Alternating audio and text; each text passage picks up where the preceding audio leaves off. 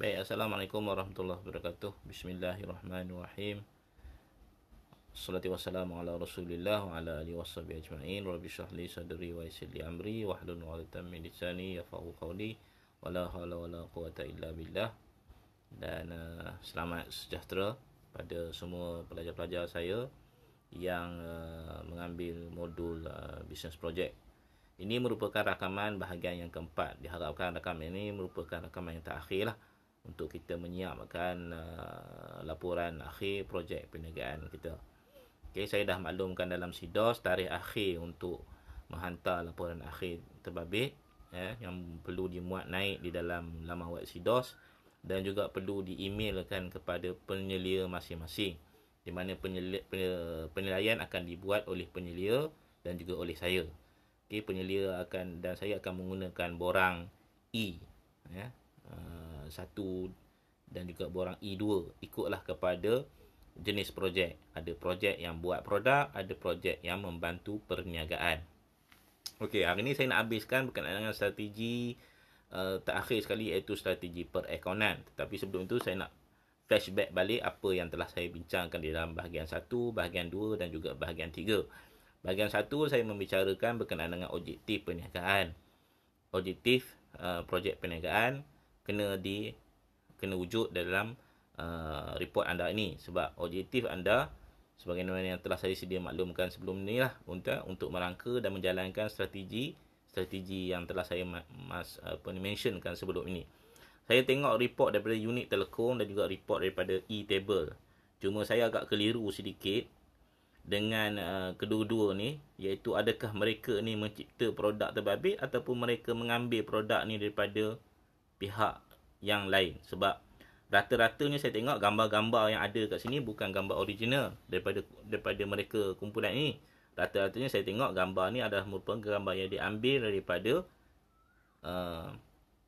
pemilik sebenarnya kot, owner dia. Adakah benda ni mendapat kebenaran daripada owner dia, saya pun tak pastilah. Tolong semak balik, takut nanti kita diklaim sebagai ciplak produk orang. Okey. Tengok pada gambar, saya tahu dah gambar ni bukan professional student, memang ditangkap oleh profesional. Saya tak rasa gambar ni ditangkap oleh pelajar saya sendiri. Dengan resolutionnya, dengan angle-nya, dengan lighting dan sebagainya, nampak gaya ni ini gambar ambil daripada internet. Okey. Katakanlah unit telekom ni dan juga table e-table ni mencipta produk terbabit. Okey, mencipta produk terbabit. Objektif mereka ni yang bahagian satu balik ni objektif mereka sama juga dengan objektif yang saya telah bicarakan sebelum ni. Mereka akan mencipta produk terbabit. Objektif mereka ialah membangunkan produk terbabit, menggunakan produk, itulah nama produk dia. Dan yang keduanya, merangka dan melaksanakan aktiviti pemasaran, perekonan dan juga pengurusan. Sama je. Tak pedalah objektif dia untuk peka terhadap masalah persekitaran seperti kecurian barang peribadi, memudahkan untuk bawa ke mana-mana kerana ia menjimatkan ruang. Itu bukan objektif yang saya maksudkan dalam projek perniagaan kita ni. Projek perniagaan kita, objektif kita untuk merangka dan melaksanakan strategi terbabit. Itu objektif kita. Tak kira lah sama ada produk tersebut dibuat oleh pelajar kita ataupun produk tersebut ataupun tidak membuat produk, hanya membantu perniagaan. Sebab ada dua kumpulan, sebagaimana yang saya maklumkan sebenarnya, ada dua kumpulan yang terlibat dalam menjalankan projek perniagaan ini. Kumpulan yang mencipta produk dengan kumpulan yang membantu perniagaan untuk lebih dimajukan. Okey. Sama juga dengan kumpulan objektif komputer e-table, objektif. Okey. Objektif untuk memasarkan produk ini. Okey. Betul lah tu, sebahagian daripadanya strategi pemasaran. Okey. Tapi tak perlu nak cerita menjimatkan ruang, mempromosikan produk kepada peringkat umum, terutama pelajar IPTA, mengurangkan kadar komputer riba yang rosak. Yang itu tidak perlu tulis dalam objektif secara detail. Kita hanya menceritakan objektif kita entah untuk merangka dan melaksanakan strategi pemasaran, strategi pengurusan. Itu je. Banyak kali dah saya ulang ya. Okey, jadi itu objektif kita buat projek perniagaan ini. Ya. Untuk buat strategi. Sebab kalau anda tulis objektif untuk mengurangkan kadar komputer riba yang rosak, sama juga dengan baju Enzen tu, sempat ke anda nak kira kadar komputer riba yang rosak tu? Macam mana anda nak buat indikator mengurangkan kadar komputer riba yang rosak? Ini salah satu yang dikatakan sebagai objektif yang bombastik lah. Tak boleh nak buat pun. Tak boleh nak kira pun. Kadar komputer riba yang rosak. Tak boleh nak buktikan pun. Setelah habis projek ni. Jadi balik pada asal balik ya. Tengok pada bab 1 yang saya cerita berkenaan dengan objektif. Okey. Penyataan masalah. Sebab dua-dua ni saya assume dia buat produk terbabit. Maknanya penyataan masalah dia ialah apa fungsi produk terbabit lah. Bila pakai produk terbabit senang nak simpan barang. Tak perlu iron sebagai contohnya kan. Okey, itu dia punya penyataan masalah. Penyataan masalah untuk kumpulan ni lah. Okey, dia berbeza dengan penyataan masalah bagi kumpulan yang kumpulan yang membantu perniagaan. Penyataan masalah dia tak sama dengan penyataan masalah kumpulan yang buat produk. Okey, ulang sikit lagi lah. Revise balik penyataan masalah bagi mereka yang membantu perniagaan. Mungkin penyataan masalah dia ialah syarikat terbabit mempunyai masalah dari segi menguruskan kewangan dia. Itu penyataan masalah dia. Penyataan masalah dia mungkin syarikat terbabit terlalu ramai pekerja. Okey, itu bagi kumpulan-kumpulan yang tak buat produk lah. Dan penyataan masalah ni dia berkait rapat dengan strategi kita. Okey, kalau macam kumpulan tak salah saya Burger something like that, yang buat dari segi penyataan masalah, dia menyatakan bahawasanya syarikat terbabit, perniagaan terbabit tidak mempunyai rekod kewangan yang baik. Itu penyataan masalah dalam bahagian 2 yang saya bincangkan sebelum ni. Maknanya dalam strategi perekonomian adalah idea dia macam mana nak buat. Dalam strategi perekonomian. Sebab tadi dia komen kata perniagaan terbabit ada masalah dari segi pengurusan kewangan dia. Okey, dari strategi perekonomian dia adalah apa yang dia suggestkan, dia syorkan. Sama juga dalam penyataan masalah ada menyatakan bahawasanya perniagaan terbabit tidak mempunyai pengurusan yang sistematik. General saja. General saja kenyataan terbabit dalam penyataan masalah. Spesifiknya di mana? Dalam strategi pengurusan. Okey, strategi pengurusan kita highlightkan balik yang dikatakan sebagai tidak sistematik itu, contohnya dia tidak mempunyai senarai tugas. Jadi strategi pengurusan kita buat senarai tugas. Demikianlah cara dia bagaimana kita hendak jadikan relevan di antara penyataan masalah, antara objektif, penyataan masalah ataupun yang setengah-setengah panggil business issues dan juga strategi. Berkaitan antara ketiga faktor terbabit. Okey. Jadi bila sebut pasal strategi juga strategi perekonomian ke dan strategi pengurusan ke, strategi pemasaran ke. Okey, kalau kita lihat dalam chapter yang ditulis tu analysis and finding. Jadi analisis dia dalam penyataan masalah tadi lah, business issue dia. Analisis dia kata, contohnya analisis kita dapati, contoh dia kita tengok dia tak ada laman web. Okey, dia tak ada laman web. Analisis kita. Okey, dan dia boleh jadi sebagai kita punya penyataan masalah. Jadi strategi kita membina laman web duduk bawah strategi apa? Mungkin duduk bawah strategi pemasaran. Okey, kalau analisis dia kita dapati bahawasanya dia tak ada rekod perekonomian yang baik. Okey, analisis kita yang kita jadikan sebagai penyataan masalah, jadikan sebagai business issue, maka kita akan buat rekod perekonomian dia. Itu duduk dalam strategi perekonomian. Okey, jadi dia berkaitan di antara satu sama lain. Okey, itu yang kita lihat. Okey, masalah rekod kewangan, contoh dia, okey, Kita strategi dia, contoh dia, ini contoh strategi perekonomian. Contoh dia, kita mencadangkan untuk dia guna UBS. Okey, untuk dia guna UBS. Bagaimana nak gunakan UBS ni? Awak kena dapatkanlah nota-nota tentang UBS. Kalau awak boleh nak ajar dia UBS, ajarlah strategi perekonomian dia dengan memberi kursus UBS kepada staf-staf yang terbabit. Contoh dia, kalau tak boleh nak ajar, tak sempat nak ajar, you sediakan nota tentang UBS ni ada di laman-laman sesawang dan sebagainya. Kalau you lihat dari segi sedemikian. Okey, itu yang maksud dia strategi perekonomian. Okey, strategi perekonomian. Kita analisis, dia ada masalah-masalah dari segi akaun, dia ada masalah-masalah dari segi buku rekod perekonomian dan sebagainya. Strategi dia, kita sediakan mekanisme dia. Okey, macam mana mekanisme dia? Contoh dia, kita sediakan nota UBS. Okey, kita sediakan kepada dia format akaun yang dalam Excel yang saya berikan kepada anda semua. Itu merupakan strategi perekonomian. Okey, saya tak begitu nak tekankan dari segi strategi perekonomian ni secara khusus kepada pelajar DPM kerana memandangkan pelajar DPM ni hanya, tak salah saya, anda ambil 1 ataupun 2 je paper perekonomian. Kan? Okey, tapi saya lebih fokus kepada strategi pemasaran dengan juga strategi pengurusan.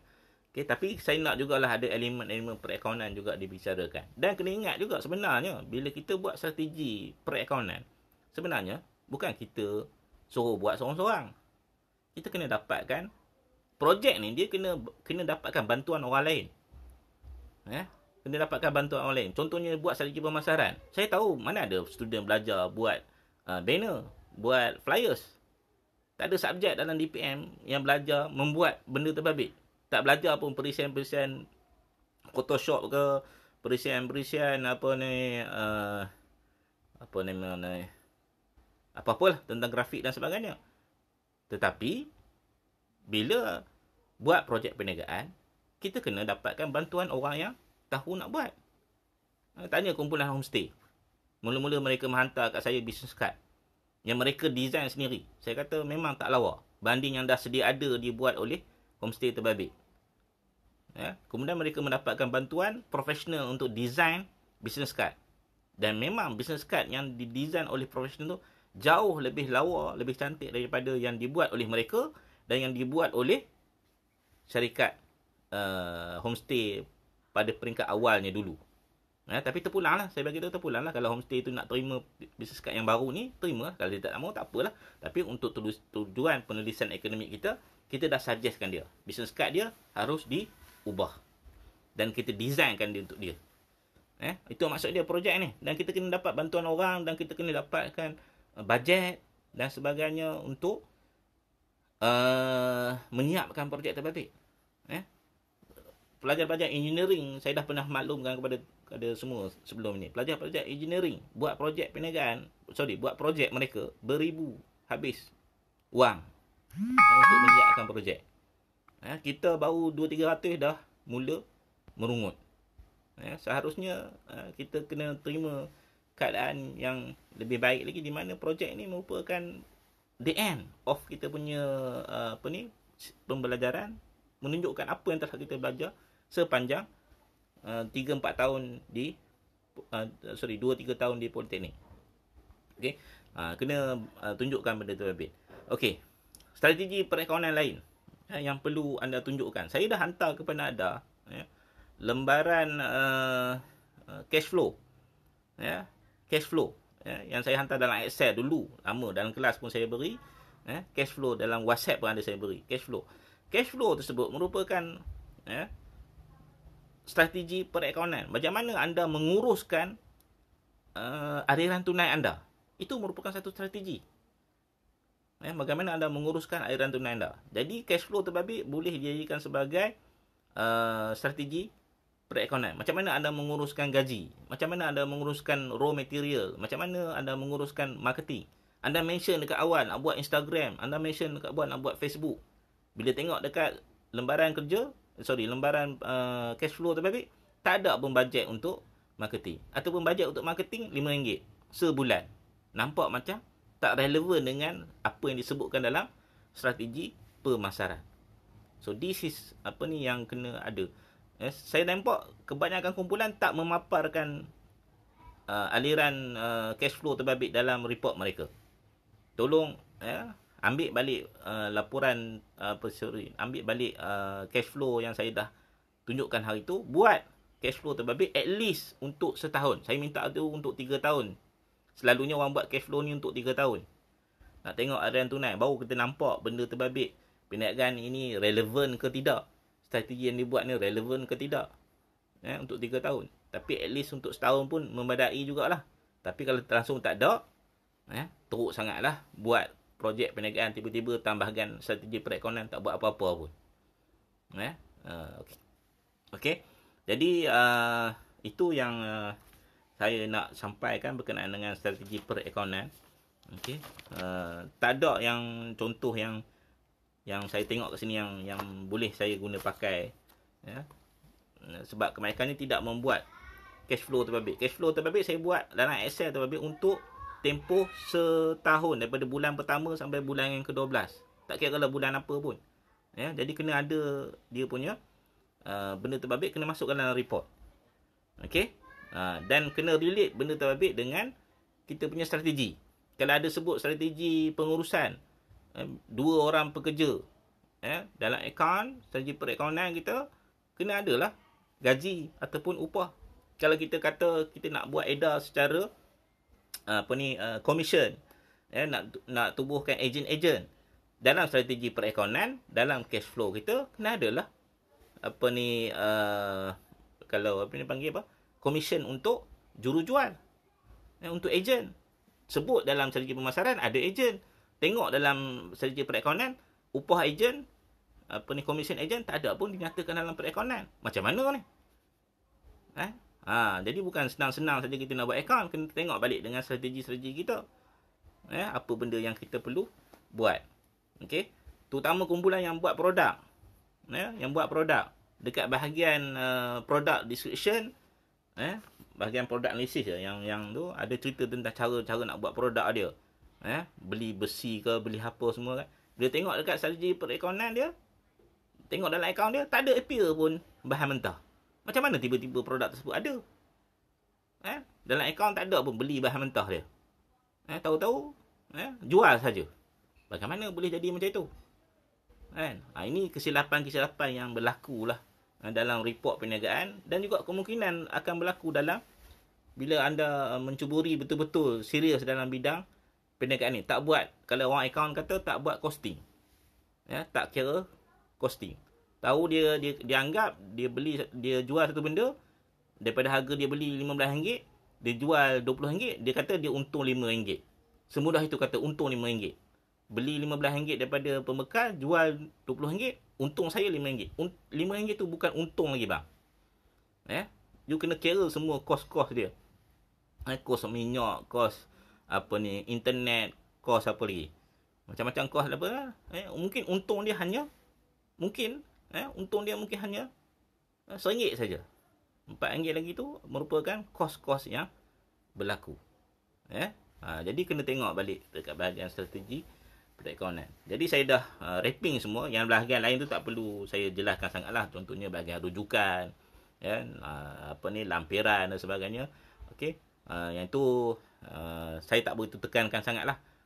Sebab masa rakaman dan dalam keadaan PKP perintah larangan sekarang ni pun, okey, tumpukan kepada yang apa saya mentionkan dalam bahagian pertama, bahagian kedua, bahagian ketiga dan bahagian keempat rakaman ini. Okey. Kemudian saya nak minta satu lagi. Okey, lupa satu lagi. Ini tak termasuk dalam projek, laporan projek perniagaan, saya tak termasukkan benda tersebut. Tapi buat satu lampiran asing, selepas daripada dah mengkusat akhir dan sebagainya. Di bahagian last kali tu, yang ni tak ada pemakahan. Cuma saya nak tahu berapa banyak kos yang telah tuan-puan habiskan dalam menyiapkan projek ini. Kos nak buat bahan terbabit, kos nak buat Facebook, kos nak buat business card, upah orang, lagi apa, minyak petrol.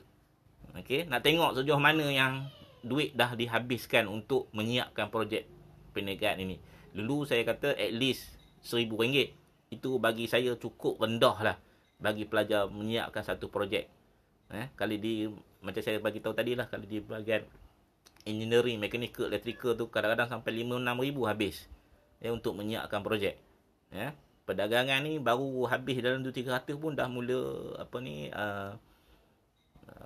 apa nak kata komen. No, nanti apa ni kena faham. Anda kena faham bahawa projek ni adalah merupakan last perkara yang mana ialah menunjukkan sejauh mana telah anda belajar daripada semester 1 sampailah semester 5. Apa yang telah anda luahkan dalam projek perniagaan untuk kita nilai sejauh mana anda betul-betul memanfaatkan ilmu yang telah dicurahkan oleh pensyarah sepanjang 5 semester. So saya rasa itu saja untuk kali ini. Okey, saya rasa ini bahagian yang terakhir dalam siri kuliah saya untuk anda menyiapkan redo balik apa yang telah saya komen sebelum-sebelum ini. Okey, saya rasa tak ada poin-poin yang penting yang saya tertinggal lagi. Apa-apa pun anda boleh komen dekat bawah. Nanti saya akan cuba justify kan, berikan jawapan. Okey, anda ada berapa hari, tak saya 2 minggu untuk menyiapkan balik report yang terakhir. Sila ambil perhatian, jangan buat tak tahu je. Redor saja apa yang telah dibuat. Tolong buat pembetulan daripada apa yang telah anda buat. Sebab nanti mungkin junior akan tanya anda. Mungkin report anda ni dibaca oleh junior. Kemudian diingatkan report tersebut betul. Wah, tak betul pun. Dan saya tidaklah nak menyiapkan menyediakan report ni dalam bentuk template. Ada setengah tu minta kalau boleh ada template isi tempat kosong je. Taklah sampai sedemikian rupa. Tapi ada benda yang ada kesamaan di antara satu kumpulan dengan kumpulan yang lain. Benda yang sama je. Cara pengolahan tersebut saja yang membezakan. Semua orang buat Instagram dalam strategi pemasaran dia sebagai contoh. Tapi cara dia mengolahkan Instagram dia. Macam mana Instagram tersebut dibuat. Bila dia postkan. Semua ada. Unit telekom pun ada. Final e-table pun ada. Cuma saya itulah keliru sikit dengan e-table dengan unit telekom ni. Sebab produk dia ni, nak katakan produk ni kumpulan ni yang buat. Tengok design produk ni bukan level-level pelajar yang buat ni. Macam ambil di internet. Gambar-gambar dia. Macamnya dia ambil macam apa ni kata dropship lah. Dropship daripada orang lain yang telah orang buat benda terbabit. Ini ada satu risiko jugalah nak buat benda-benda ni. Sebab flyers dia pun saya tak rasa flyers ni tak tahulah kalau dia orang design flyers sedemikian rupa ni tak tahulah, nampak macam profesional. Kalau betul dia orang design, saya terimalah. Tapi kalau ambil daripada syarikat tersebut punya design untuk copy paste, yang itu tidaklah menyelahkan pembelajaran anda di dalam politeknik. Sama juga dengan unit telekom. Unit telekom mana unit telekom punya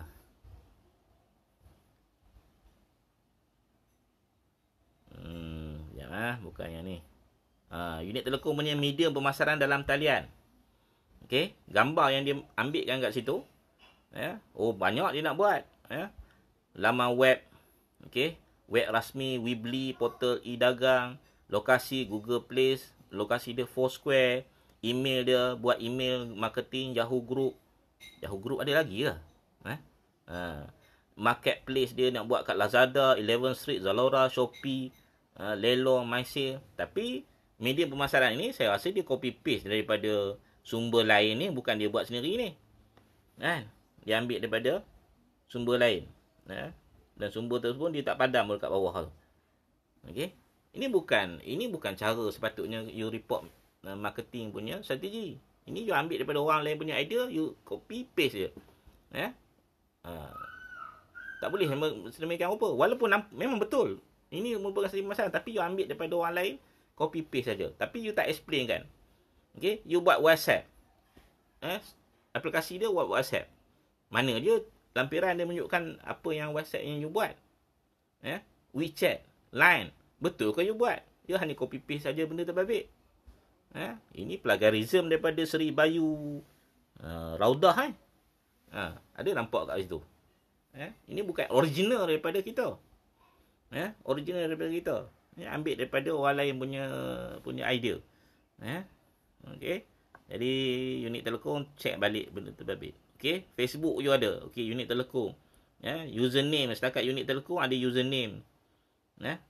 Tak ada detail dalam unit Telekom tu, hanya gambar depan dia buat Facebook. Saya tak mahu itu. Itu general sangat. Saya kena tahu apa yang you postkan di dalam unit Telekom terbabit. Apa yang telah you buat dalam pada benda terbabit. Apa yang you postkan dalam, apa content post you. Kena ada benda-benda terbabit. Sebab projek ni tentunya bukan benda yang senang. Benda yang payah nak kena buat benda terbabit. Kena banyak guts untuk menyiapkan projek terbabit. Okey. Okey, pelanjat strategi akaun dia pun okey. Menyatakan tentang belian, menyatakan tentang belanja pengurusan. Okay, tapi apa strategi dia?